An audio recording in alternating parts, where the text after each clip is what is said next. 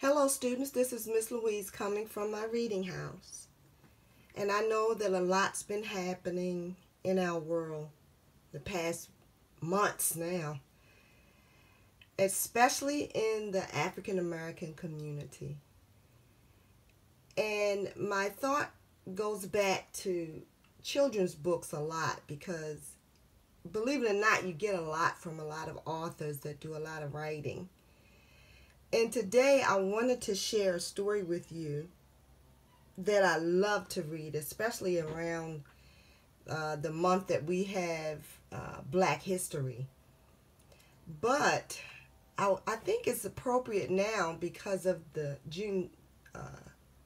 date that's coming in June, where all of the slaves were freed. But this story takes you back some years. And it's one thing in this book that I love is the fact that this little girl had a question that she would ask the person that she loved so dearly that was in a real rough time back then, the way that she was being treated. And so I asked you a question. If you could go back in time, maybe like talk with Martin Luther King, what question would you ask him? Or what question would you ask Malcolm X? What question would you ask all of those African American leaders that fought and died to help us be free? I want you to read this story and I want you to think about the thoughts that you have now. Write them down. The title of this story is Dear Willie Rudd by Libby Moore Gray and pictures by Peter M. Faree.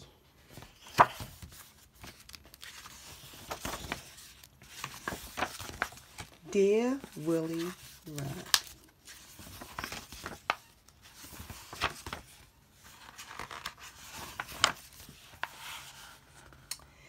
Miss Elizabeth felt troubled. She went out on the front porch and sat in her grandmother's big green wicker rocker, and she rocked, and she rocked, and she rocked.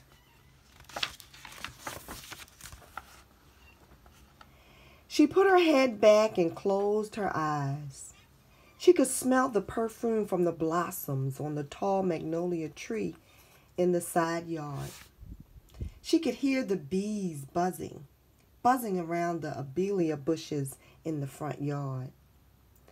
She could hear the morning doves, the color of evening, cooing in the backyard. Miss Elizabeth remembered. She remembered all the way back, 50 years, when she was a very little girl. She remembered Willie Rudd, now surely gone to heaven if anyone ever has. She remembered the feel of Willie's big lap, covered with flowered apron, the feel of Willie's generous bosom against her cheek. She remembered Willie's songs rumbling up through her large body and out of her mouth. Hush, hush, somebody calling my name. Hush, hush, somebody calling my name. Come up, my child, on my right hand, and look and see the promised land. Hush, hush, oh yes, somebody's calling my name. She remembered her wearing leather shoes, split on the sides, to cover those feet that used to give her such miseries. She remembered her on her knees, scrubbing the patterned linoleum floor. Miss Elizabeth opened her eyes. She stood up. She went into the house and got her pen and her best writing paper with the flowers on the border. And then she sat down and wrote. Dear Willie Rudd, I'm writing this letter for my mother and for my grandmother and for me. I'm writing to say thank you. I'm writing to say I'm sorry for anything any of us might have done to make you sad. Most of all, I'm writing to say I wish you could come and see me once again. This time, you will come in my front door, not my back door. Different times, are they? You would eat with me at our polished table with the good china, not in the kitchen alone.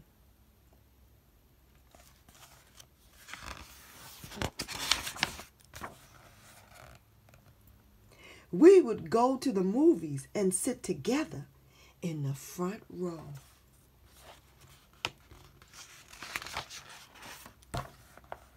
We would ride the bus, and you would sit in the front seat with me beside you.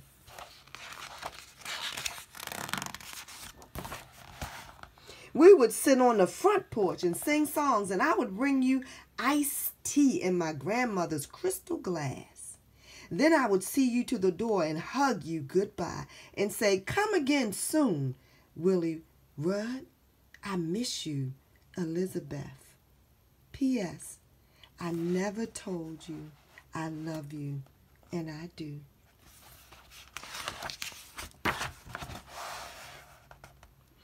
Then Miss Elizabeth folded the letter and tied it to a shiny red kite.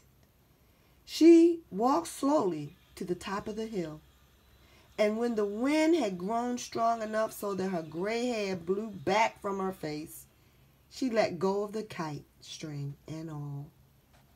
There's the kite and the letter. After a bit, Miss Elizabeth walked back down the hill and sat in the big green rocker on the front porch. The sun was going down. The moon was coming up. She could smell the perfume from the blossoms on the magnolia tree. The sound of the bees around the abelia bushes was getting fainter and fainter. The morning doves, the color of evening, called to each other in the backyard.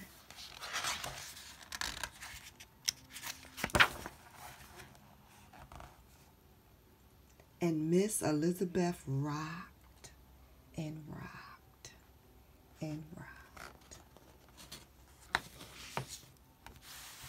The end. Dear Miss Willie Rudd. Just think about that. Think of the things your ancestors went through. And today we're still going through it.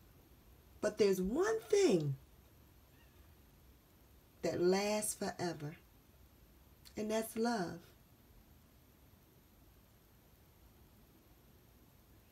I know times are hard, and I know your hearts are hurting, but just know that out there's still love, and it covers a multitude of sin.